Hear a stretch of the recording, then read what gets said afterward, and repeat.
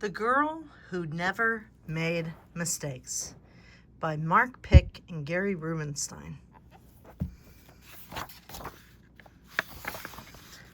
For Beatrice Bottomwell, Friday began like any other day.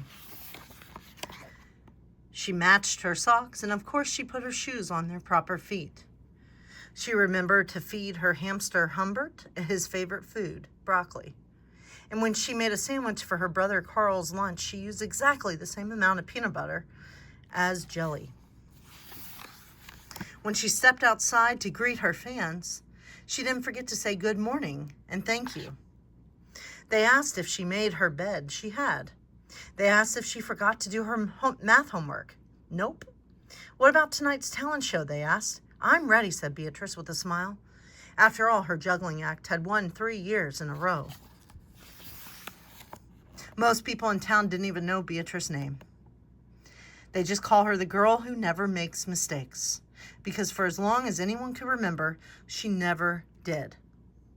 Now, unlike Beatrice, Carl made lots of mistakes. He ate his crayons and drew with his green beans. He danced with his hands and played the piano with his feet. Carl loved to make mistakes. At school, Beatrice was on a cooking team with her 2 best friends, Millie and Sarah. To make their giant rhubarb muffins, they needed 4 eggs. Beatrice went to the refrigerator and carefully chose the biggest, eggiest egg she could find. But on the way back, her legs slipped out from under her. The eggs went flying. Beatrice was about to make her first mistake. But she didn't, thought Beatrice. That was close. Sorry, Beatrice, I dropped a piece of rhubarb. Oh, mention it, Illy.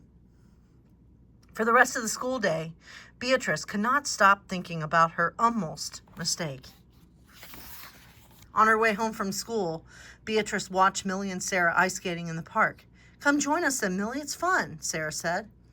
Beatrice watched them slip and slide on the frozen pond. Millie and Sarah laughed as they wobbled on the ice. No thanks, said Beatrice. At supper, Beatrice barely touched her food. Is everything all right, kiddo? Asked her father. I'm worried I'll mess up tonight, said Beatrice, and everyone will be watching. Worry? You don't make mistakes, he said with a smile. Beatrice tried to smile too. After supper, Beatrice got ready for the talent show. First, she woke Humbert from his nap. Next, she got the salt shaker from the kitchen table. And finally, she filled a balloon with water. The school auditorium was packed, and Beatrice felt her stomach jumping around inside her. Beatrice waited for her juggling music to begin. That's her. That's the girl who never makes mistakes, said a woman. Oh, we know she'll be perfect, said a man.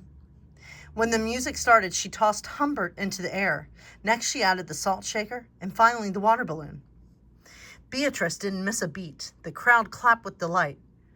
But Beatrice noticed something odd about the salt shaker. The specks falling out of it were not white.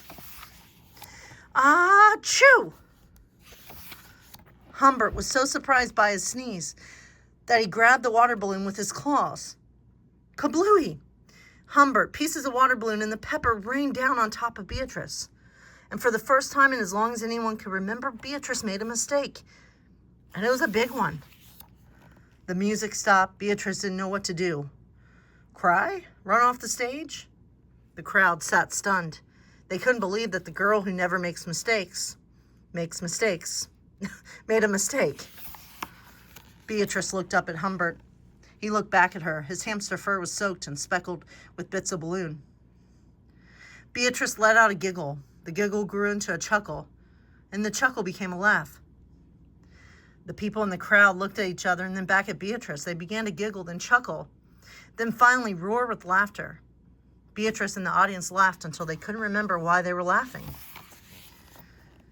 That night, Beatrice slept better than she ever had. In the morning, no fans greeted Beatrice. When she got dressed, Beatrice, for no reason at all, put a polka dot sock on one foot and a plaid sock on the other.